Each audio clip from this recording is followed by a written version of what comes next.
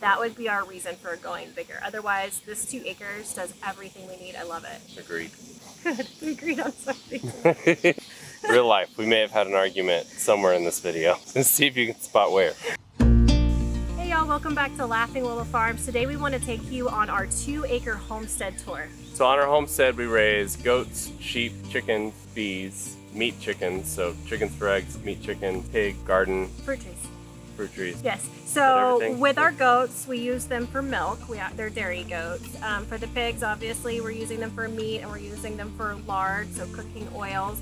For our sheep, we raise them out for our red meat source. Bees, obviously, honey. And then we have our laying hens and we have our meat birds. The only thing that we can't source that we wish we could on our 2-acre property is our beef. So we actually have cows at a friend's property, and then we also source from a local farmer. Otherwise, we actually have everything that we want to be growing out ourselves here on our property. Yeah, beef's the only thing. Which, one day. So we're gonna start up at the front of our property and just kind of give you a walk through it, kind of try and give you a perspective on how much it is. What all you can do on 2 acres, because 2 acres doesn't seem like a lot, but we do everything that we want to do on this property, and it doesn't feel overcrowded. We've gotten overcrowded one time after kidding season with our goats. Yeah. And I was like, ah! Yeah, they're eating all the forage. Yeah, so we now kind of know what we can manage, and right now we're at a very manageable point. Our garden as well, like I think even just thinking about how much can you manage in your garden space, this is a very manageable point. I wouldn't want anything Any bigger larger. would be too much. Yeah, any bigger would be too much. This is perfect for us. Yeah. So we really love this 2 acres. The only reason we would go bigger is for the beef, and if we wanted to produce things to sell them. That would be our reason for going bigger. Otherwise, this 2 acres does everything we need. I love it. Agreed. Good. We agreed on something. Real life. We may have had an argument somewhere in this video. Let's see if you can spot where.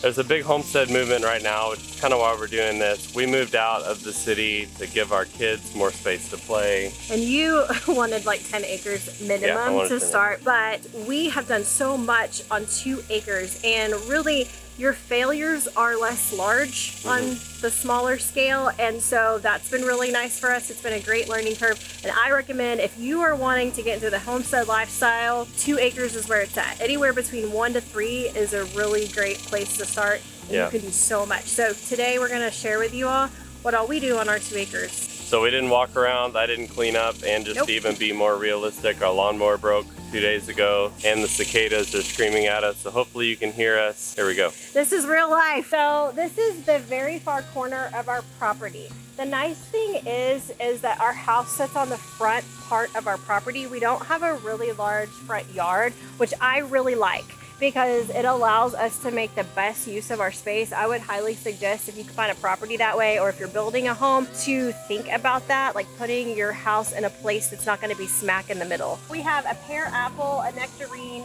technically 3 peach trees, and 3 pecan trees. We also have a fig tree. I forgot about that one. Wild garlic. We actually have a lot of wild garlic growing, which is cool. I pulled this one out to see if it was ready. It's a little bit different to try to figure out if it's ready than when you plant it, because it's like way deeper. All right, this is the other corner of the property. So we went all the way across the front, and right over here is a big gully. So in our gully we keep our bees. Every once in a while it floods, but oh man, they're like happy right now. Woo! It's not great. So this is the paddock our goats forage in as well. We keep the bees down here. When we first got the bees, I was kind of wondering if that would be an issue. So far they leave each other alone. The goats will go forage within a couple feet of it, and there's no issues. And then also you can see back over here we have our woodburn pile, which the goats like to play on. Oh, and there's Clementine. You guys are hot.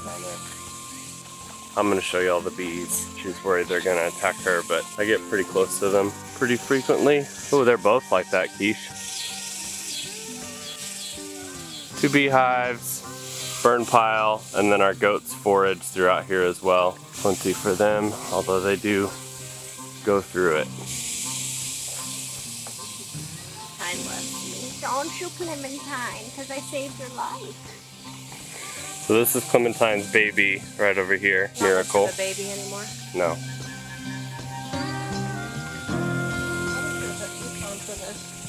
Our 2 sheep, our ewe, and our newest baby. Not so much a baby anymore either.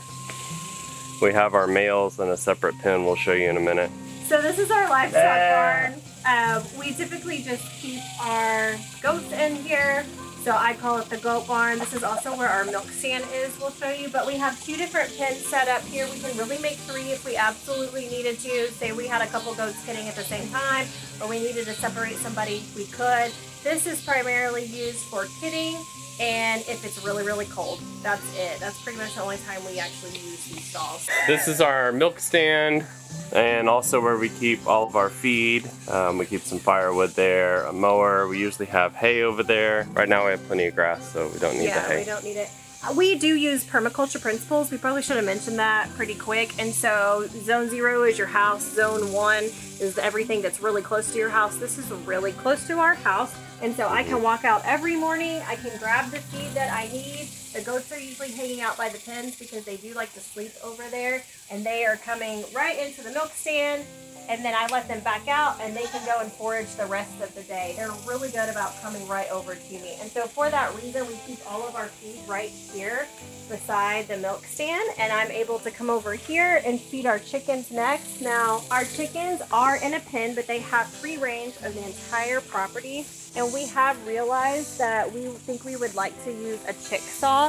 This coop has been fantastic for us, and we moved it here from the city. But as it's kind of breaking down and time to be replaced, we realized, hey, we could probably use a chick saw a lot better because our chickens really just free range all of the time. Yeah. But for now, we feed them right here in this trough. All right, so I'm standing now on the other side of where our barn is, and this is kind of a middle multi-use pen. We also have our compost pile in here, which is pretty well broken down right now. But this pen, we have shelter right over there and little hay feeder on the top of it as well. And we kind of use this pen if we're training a new animal to our property, or right now we have both of our male animals in it that we have to worry about anyway. It borders the chicken pen, so I definitely have to make sure they're not able to get in there, but it's a great little multi-use pen. You can see we've had it on break for a little bit, so the grass is nice and lush. Another little kind of temporary shelter out here. This is our watering system set up. We have 2 really big tanks back here that are then set up to automatic water 3 different other tanks, and we have them all in separate pens, so kind of depending on where we move our animals, they always have water. It's a really big thing to not have to worry about water in the summer. Yes, it's huge. Out here is our main pasture, and this is a little bit over an acre. We do divide it up in paddocks at times. It kind of just depends on what's going on, who all's out here, what we're doing, and what we're growing out. This is our chicken tractor, so we just processed our spring chickens about 2 weeks ago, and so for 8 weeks this gets moved all over the property, and right now we've got some baby chicks in here that we are growing up to be layers. So we're standing in what? Probably of the property. I'm gonna do a pan real quick. So there's the watering systems we were at a minute ago. And if I just kind of pan through the field, there's that little center pen. Our garden, which we haven't gotten to, is way over there. There's the house. And then here's our field. So now we're going to walk over to where we currently keep our pigs. We do try to rotate them underneath the trees, our forest areas, if you will. So this is just where they are currently. And depending on where the pigs are, depends on where our other paddocks and things are set up. We have all of our netting down right now and paddocks down because we had moved them kind of off pasture for a little bit because they weren't eating over there. So we kind of had to force them to. But we have netting that we move around, and that's how we create our paddocks. We really like that netting. It's solar powered. Yeah. So. And then for the pigs right now, we're just using like kind of single strand wire with an energizer. Yeah, they're trained through a wire, so that's nice. So here's where we have our pigs right now. Have them under a tree for shade. That's for rain. That's kind of really the only time that they use it. And then watering barrel, and they stay inside this wire very nicely. Or rope, not wire, rope. Kind of back over here, it's just kind of more like grazing area. Back through here, we've got a tree stand that needs to be cleared out. So this is kind of the back portion of the property. We have a burn pile back here, and then we have a little bit of water that if it rains enough we get on that back corner, but it's not enough to be reliable really. All right, so we just walked through this gate here, and now we're going to head over to the garden. This garden size is new for this year. I'll show you guys what it was last year and what we expanded to. For starters, this is new. Robert made these dreams come true for me. All my trellis dreams come true. Okay. Last year we started with just these 4 raised beds, and then I got those put together so quickly that we added these 3 over here that are in the ground. This is where I keep a lot of my herbs. We had purchased this trough, didn't use it, decided to put some herbs in it. And this is where our garden started last year. I knew I wanted to expand it. We also needed to fence it. So we ended up putting our pigs last year in this whole area to till up and to work the ground for us with plans of expanding the garden. And the whole garden size is actually about 2,500 square feet. So you can see it.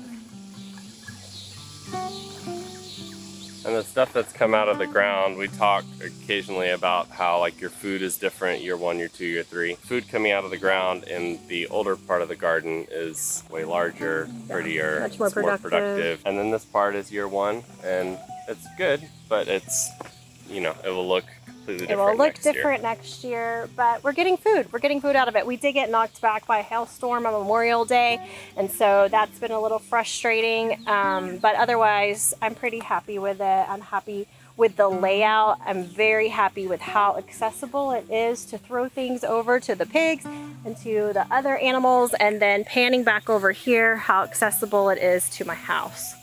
So we have a lot of content on our channel if you want to watch different things as they develop. Like putting the garden in. We have a 3-part on how we put this new garden installation in. We have a lot of information on how we do this on 2 acres. Speaking of gardens, we'll link that right here. Thanks for joining us. You moved it. Speaking of I was going to say something and then I saw you move the camera, so I was like, thanks for joining us really fast. We'd love any comments on how you make it work on even a smaller property than ours. See ya.